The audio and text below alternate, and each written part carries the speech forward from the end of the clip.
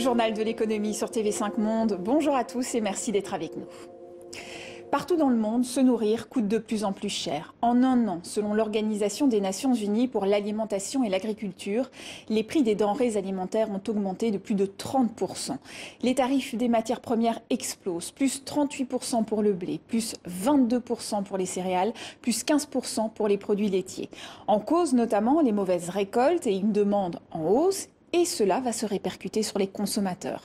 En France, le prix du paquet de lentilles va presque doubler en passant de 1 euro à 1,80 €. Le prix a doublé sur les lentilles vertes. On n'a pas le choix, on est obligé de le répercuter, tout simplement parce que nos marges sont trop faibles. Ni les distributeurs, ni les fabricants ne peuvent le prendre à la charge. Selon le patron d'une grande enseigne de supermarché, les pâtes, les huiles, le café ou encore le cacao devraient aussi voir leur prix augmenter, car en plus de la flambée des matières premières, les industriels font face à une envolée des coûts de transport et des emballages. Et c'est dans ce contexte que plusieurs enseignes testent en France les supermarchés sans caisse.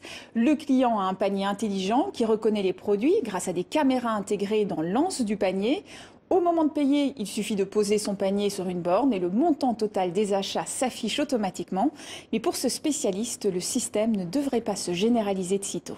Le magasin sans caissière à 100%, je n'y crois pas pour tous les magasins, tout simplement parce que dans les très grandes surfaces, ça va devenir compliqué et ça pose un autre problème qu'est le problème du vol.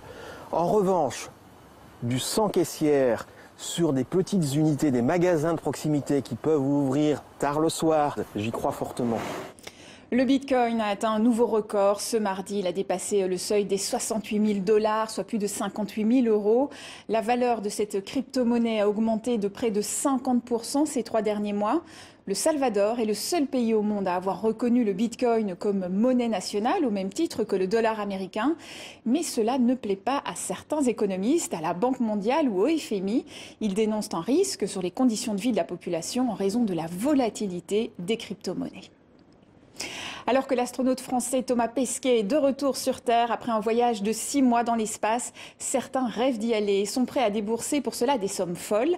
La compagnie de tourisme spatial Virgin Galactic a vendu 100 nouveaux tickets pour un voyage de quelques minutes seulement dans l'espace, et ce malgré une hausse du prix. Le billet coûte désormais 450 000 $ l'unité contre 250 000 auparavant. Le lancement du premier vol commercial est prévu fin 2022, le temps de renforcer la sécurité des appareils. Et c'est la fin de ce journal de l'économie. Merci à vous pour votre fidélité et à demain.